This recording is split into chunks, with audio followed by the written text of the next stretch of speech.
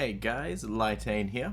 If you guessed from my last video and could figure out my very bad and cryptic clues, the next game that I'll be playing is a game from the first game in the Naughty Dog series of games, Crash Bandicoot. So Crash Bandicoot is one of the games that I played a lot as a child. So let's just chill on the intro screen for a couple seconds so we can see the story. Oh, look at those polygon graphics. They still look good. I think this game mostly holds up today, especially in terms of gameplay. It's very simple, very stylish, and yeah, the look of the game. Although yeah, it's got some hard edges and stuff. It's not very soft, but it's alright. So this is the story. But Dr. Cortex, we have not determined the cause of past failures. Moron! This Bandicoot will be my general, and he will lead my Cortex commandos to world domination. This time I shall reign triumphant. We are closer than ever before. Quickly, into the vortex! But Dr. Cortex, the vortex is not ready. We have no idea what it could do.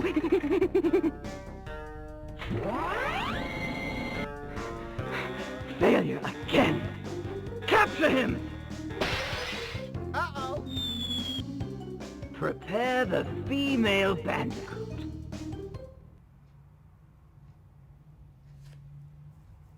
So as you can see, the story, it's very basic. Crash Bandicoot is just a normal Bandicoot that lives on a couple of islands, and he gets kidnapped by Dr. Cortex in order to put into his experimentations and to turn him into a monster in order to rule the world. But for some reason, it doesn't work on Crash, and he escapes and jumps out of a window, only to wash up the shore on Insanity Beach. Now, it's up to him to travel through the 3 different islands of the game, collecting all the different gems and fighting all the different bosses in order to save his girlfriend, that female Bandicoot, Torna, from Dr. Cortex's clutches. So let's start with the very first level of the game, Insanity Beach. One thing that I really like about the start of this game is that he does wash up on shore. That's a lovely little touch, especially if you watch the intro. If you didn't watch the intro, it might not make as much sense. So Crash is fairly simple. He's got complete movement in a circle, like most 3D characters. He's only got 2 other moves: jump and spin. That's it. This game is fairly simple when it comes to controls. So as you can see in this game, I want to do something a little bit different. I'm going to do this. See, here is an overlay. And on the overlay, it's going to tell you the name of the level. It's also going to tell you how many crates there are in the level. So see those boxes that I just destroyed? Those are crates. If you were to collect every single crate in a level without dying, you get rewarded with what's in the bottom right corner, a gem. Collecting all the gems is the way to complete this game to 100%. Also on the screen you can see the thing for a bonus icon. So there's 3 different types of bonus icons. The most common is Torna, the girlfriend, which acts as a save point. So if they're in the level, I'll put a little icon there so then you can see that she's in this level. The difficulty is how hard I personally think the level is. Look at Crash, he doesn't understand. And then the very last thing on the screen is the required gem. So in this game there are some colored gems, and sometimes you need the colored gems in order to get all the boxes and complete the level to 100%. Alright, so let's get this game underway. So as you can see, there's a few different types of boxes. There's ones with arrows on them that bounce you. There's ones with lines on top of them that also bounce, but they have a limited amount of bounces. With enemies, you pretty lenient on how you can kill enemies. You can spin them, or you can jump on top of them just like that. There we go. What have I got? Alright, and as you can see, you got a little mask friend there. His name is Aku Aku. He will be your extra hits for the game. So normally Crash only has one hit death, but if you collect an Aku Aku, he acts as an extra hit. So brown is for 1 hit, gold is for 2, but if you were to collect 3, then you become invincible for a short period of time, where all enemies either block you, so they'll they'll just like bounce off of you, or they'll die. Another thing with this is that boxes all get destroyed. Ah, damn. Didn't quite get them all. Alright. There we go. So yeah, so as you can see, if you have the mask on there, there's this little bridge that gets made by the boxes. If you have the mask on, you can wait a second and then run across the bridge, and all of the boxes get destroyed along the way, which makes it a lot easier. As a kid, I didn't know that you could do that, so I would painstakingly jump on the boxes, one by one. So as you can see, that's the end of the level already. Don't forget to go back in that second path that we didn't take, just to get those 2 extra boxes. And then when you go to the end of the level, if you didn't die, you come up with this screen. And if you collected all the boxes, it tells you perfect. If you missed any boxes, you'll be standing on the left platform and something bad will happen to you, which I'm sure we'll see in a second. So, there we go. Now we'll save over this one. Don't need that. So, a bad thing about this game is the saving. So, as you can see, the only way to save the game is to either collect a gem or go through a bonus stage with Torna. So if you complete a level without getting a gem or without getting to a bonus level, then that's it. Like, you have to keep playing until you do that, which can be very frustrating, especially if you lose all your lives and the last time you saved was a while ago if you're not collecting all the boxes and such. Alright, so this is the second level of the game, Jungle Rollers. So as you can see, now we have the bonus icon there, so Torna is in this level. And you can also see at the bottom, it says required gem, and it's got the green gem. So that means I can't collect the box gem of this level until I come back with the green gem, which sucks. I find that most of the levels in the first world, there we go, there's our first Torna. I find that most of the levels in the first world need you to come back, because I guess they just wanted to extend the gameplay a little bit. There we go, another one. Which isn't too bad, it just, you know, means that you have to do some of these levels again. So yeah, as you can see there, in the distance there's a green gem floating. But as I get closer to it, it disappears because I have yet to collect the green gem. So there would be a secret path there for a few extra boxes. Sometimes there's lives, sometimes there's, you know, different masks. But ultimately, it's just to collect the gems, just for 100%.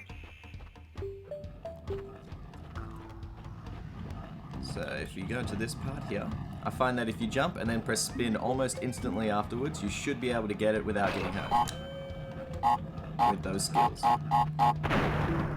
So TNT boxes, unlike in the future Crash games, don't count to the overall completion of the box count. I think this is the last Torna. Yeah. So collecting all 3 Tornas take you to this bonus round. Bonus rounds are just a way of getting some extra fruit and some extra lives as well as a save. Then the Torna ones aren't terribly hard. Sometimes you can fall off because there are pitfalls and stuff. See? So if you were really bad at jumping, then you would have died. Well, you don't die, you just get sent back to the level. There we go. See? And we get some lives, cool. And then we speak to Torna, and she saves our progress. I'm like, why does she need saving? She's hanging on top of a giant tree in the middle of the sky.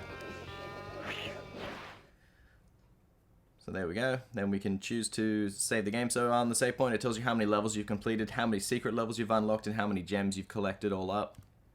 So I've only got the first one. There we go. It's just lagging while it saves for the first time. But something that is amazing about this game that is so much better than Donkey Kong Country 3 is you get returned to the exact spot that you collected the last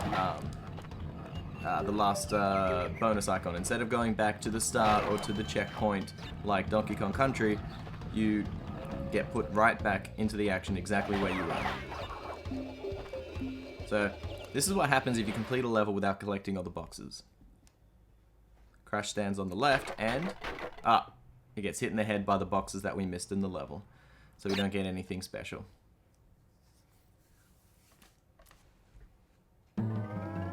So the next level on the first island is the Great Gate.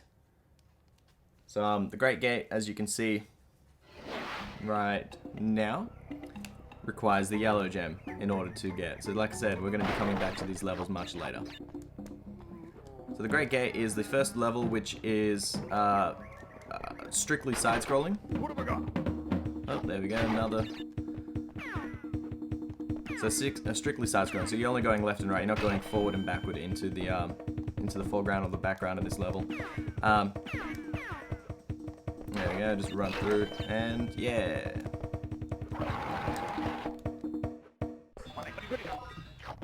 Man, having Aku Aku in this game is very awesome. Especially because in the early levels they give him out very, very frequently, just so new players can... What have I got? Whoop, there we go. Just so new players can get through all these levels without too much of a hassle. There's the second thing. So... Oh, I hate those guys. Give me my life. So, yeah, so in these question mark blocks, you can see that... Oh, there we go. So in the question mark blocks, they could be anything in there. So usually it's either Wumpa Fruit, which is those collectibles that we've been collecting. There's also lives, and there is sometimes a bonus icon like that to go to the second bonus round. So there's quite a few bonus rounds, and there's quite a few ways to save the game. It's just frustrating that you have to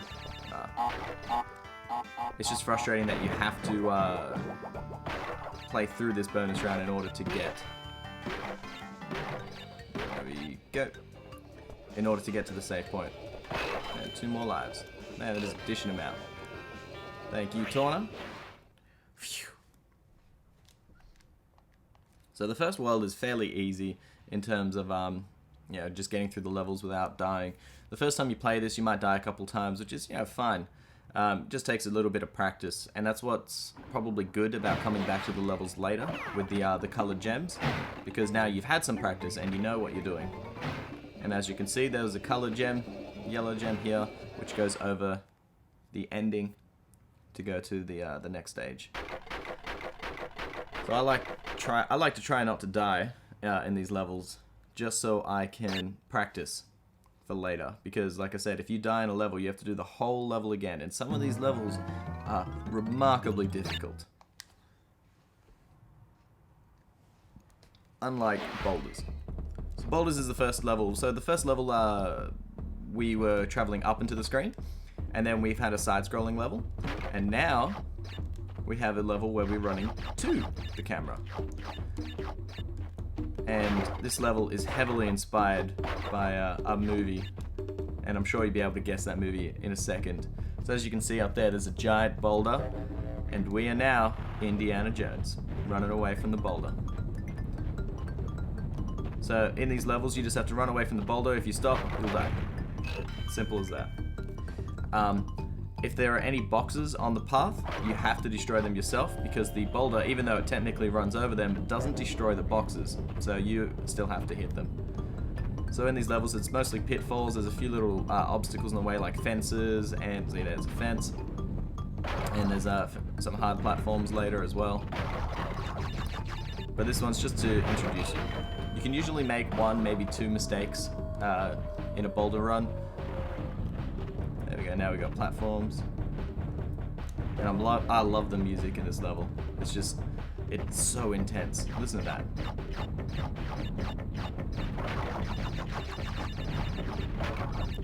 Perfectly fitting for this kind of level, when you're running away from a giant boulder. Oh. And you can hear the ending now. Boom! Like a boss. And that means I should get the gem. So yeah, the very first time you play through a Boulders or like one of those kind of levels, it can be a bit difficult. They aren't too bad once you learn the pattern and once you learn where you're running. The ones in later games are a bit harder. But this one isn't too bad. So now we've got the next level, Upstream. So this is the first level, which is water-based. And one thing I didn't get was, in the intro, Crash jumped out of a window and he lands into water, presumably, and he washes up on shore, which means he probably knows how to swim. And in later games, he knows how to swim, because there's levels where you actually do swim. But in this level, he can't touch the water. Water's bad.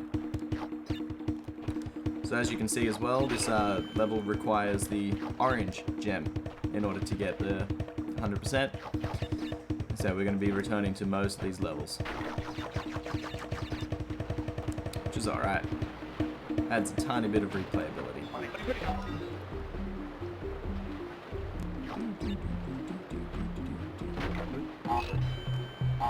So these Venus flytraps here, they close their mouth when, well, yeah, when you jump onto them, you've only got like a couple seconds before they close their mouth and instantly kill you, no matter how many masks you've got at the time. Also, even though I have a mask, oh, there's the orange gem.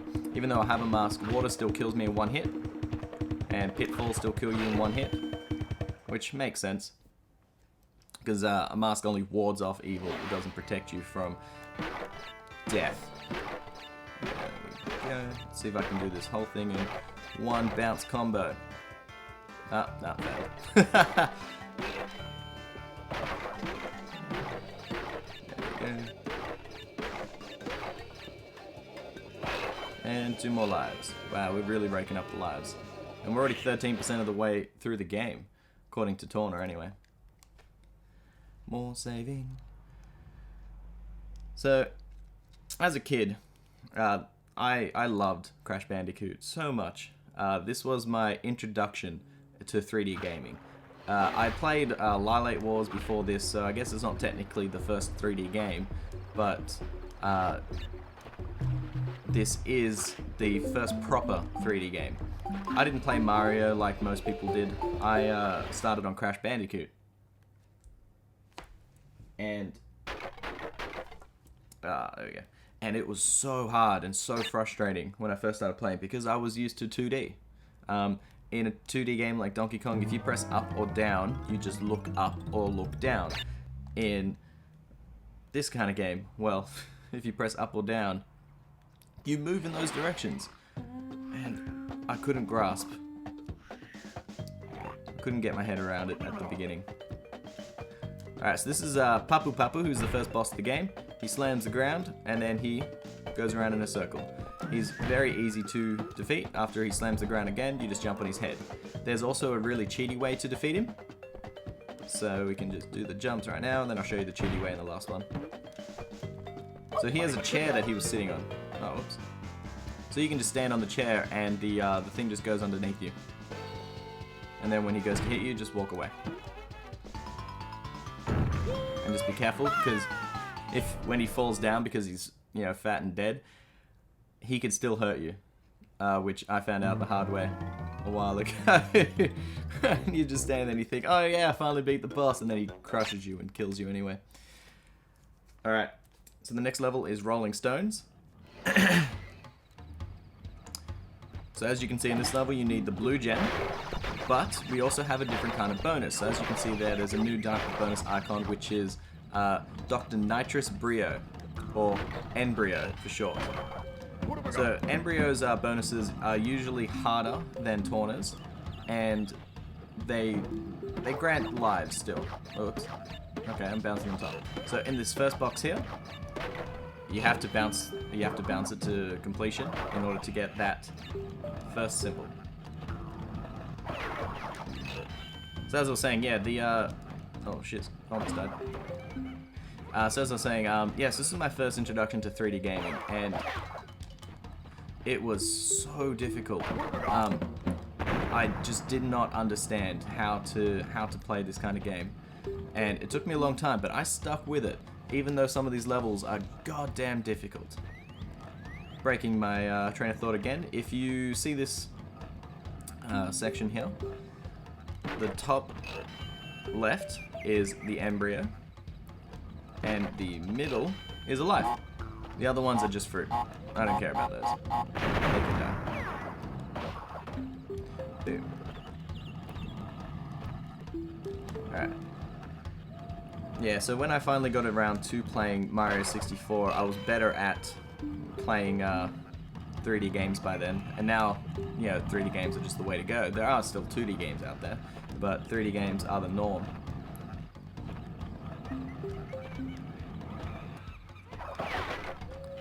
But one problem I always had with this game... Oh, there we go. Are the jumps themselves. Oh, damn, I get to miss out on the rest of my invincibility. Like I said, some of these levels are difficult, and as a kid, when I learnt about box gems and the fact that you had to complete the whole level without dying, they... the completionist in me really wanted to, damn, I was going to strong. They don't count anyway. Yeah, the completionist in me, really wanted to see what happens if I collected all the gems. And I couldn't. It took me the longest of times, I think, 10 years or so, until I finally finished this game to 100%, so I wasn't, I was probably around 15, 16 when I finally completed Crash Bandicoot. It didn't help either that... Oh, I'll get back to that in a second. One thing I always thought about this, so you can see there's a room below this platform, and this platform falls. And I thought, if there's a room down there, and I know there's a room down there, why can't I just take the falling platform to go down? Nope, you'll die. Which I thought was rude. Anyways, it didn't help that I used to own this game, and I lent it out to one of my friends, and she lost it. There's the final embryo. Yeah, she lost the game, and claimed that I never gave it to her. Which, damn, I didn't even get to show off the bonus level, because I missed it. Oh well. We'll be coming back to this level anyway. Yeah, she claimed that she never had the game, that I never lent her borrow it. Which is a complete lie, because one day when I was over at her house, I found my game case, but not the disc in there. Because I guess she had lost the disc, maybe it broke, who knows. And I was very upset. So I didn't get to play this game too much when I was a kid. Just because of that. So now we have a new type of level, Hogwild. So in Hogwild, you ride a hog, and it's wild. For the hog controls, you have no control over its forward momentum. You just have to, you're just on for the ride. So pressing left and right moves your hog left and right, and all you can do is jump. You can also press, oh no, that's not for this game. Yeah, so you can just jump. So all you have to do is dodge the things. This level isn't terribly difficult. It just requires some memorization. So the very first time you play this level, it might be a bit hard, but you just have to remember where all the spikes are. And probably the hardest thing are those shield guides, remembering which side to stand on. There we go. Usually it's the opposite side of where you see them when they start. That's when you go under. Also, there's some giant drums that you have to jump onto, which you have to land on the drum. And on the very last guy, you have to stand to the right, which is something as a kid I died to a few times because I would forget. But yeah, there you go. That's how you defeat the that's how you beat the level. Piece of cake. I haven't died once. I feel pretty good. That's 3 gems already. And now we're already up to the final level of the first world. Can you even believe it? The final level in the first world is Native Fortress, which, let's go, Native Fortress. Which is a little bit more difficult. It's another one of those upwards side-scrolling ones again. There we go. So as you can see, I had 2 Aku Aku masks, and now I don't. One bad thing about the Hogwild levels is that if you have a mask, you're not allowed to bring masks into the level, so they just get destroyed. They get taken away from you, and they don't get replaced either, which is very, very frustrating. But it's not like I needed them. I don't think I've gotten hit once yet either. Almost got hit, but not yet. Fire there. Piranha plants. Oh, almost. 2 symbols already. Boom. There we go. But yeah, as you saw, with this level we'll be coming back to as well, because we need the red gem in order to fully complete this level. Boom. Kill you, monkey. So those fire things you can bounce on, they will act as a bounce. Now these guys, I hate these guys. They run at you with their shield, and 9 times out of 10, if you get hit by them, you fall off the edge because they bounce you back. You can't spin into them because then they have their shield in front of them still, so you get bounced back. If you jump on their heads, they put the shield on their heads, which gives you a bit of a bounce. To kill them, you have to jump on their head, and then when they're vulnerable, spin them.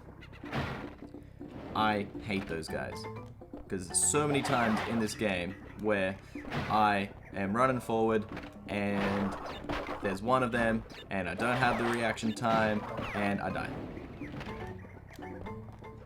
So many times.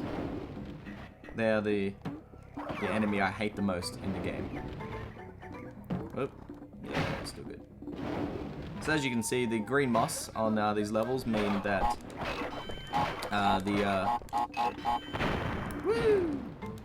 if you're standing on green moss, you slide in the direction of the slant, so it makes it a bit harder because you have to run. Nope, almost done. So as you can see, this is a really long level, which is why I gave it a 2-star difficulty rating earlier, just because it's long and it's so easy to make a mistake. There's a secret life up there. Go. Another life. 21%. Well, a 1/5 of the way through the game, guys. Crazy.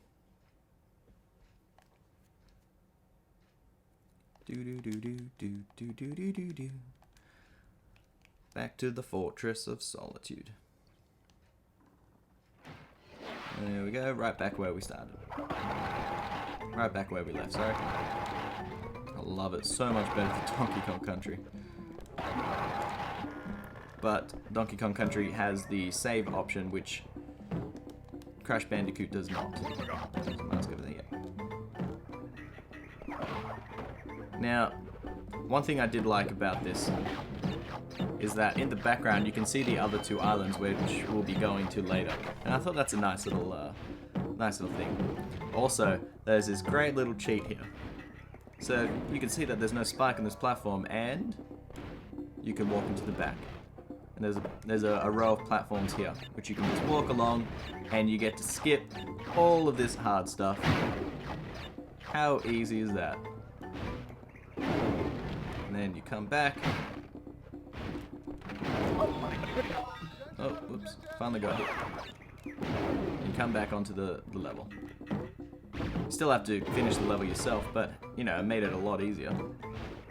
I'm all for easy sometimes. Bounce. Going back. And bounce.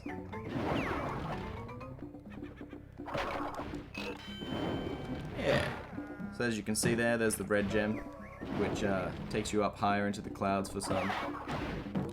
Oh yeah. Takes you up higher in the clouds for some more boxes.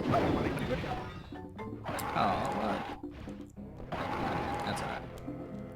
Maybe I'll die. Not likely.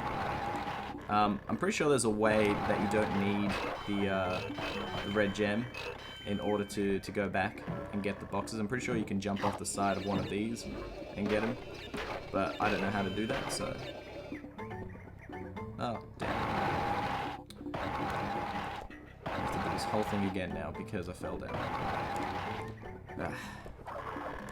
So one thing as well, as a kid, damn you.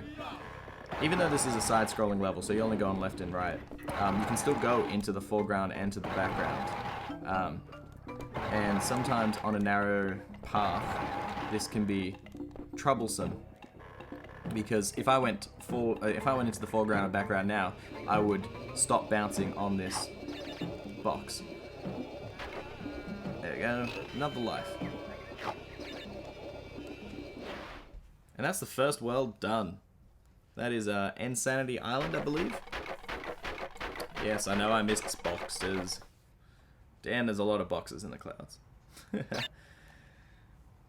Why does it punish me for doing well, but not well enough? So now we're onto the second island, Wampa Island, but that'll be where I finish things off. So next time on Crash Bandicoot, we will be exploring the second island of the game, Wampa Island, and we will fight some more bosses, hopefully find some more gems, maybe even a colored gem. We'll find out. We'll find out this next world. And until then, don't forget to like and subscribe, and I'll see you guys next time. Bye.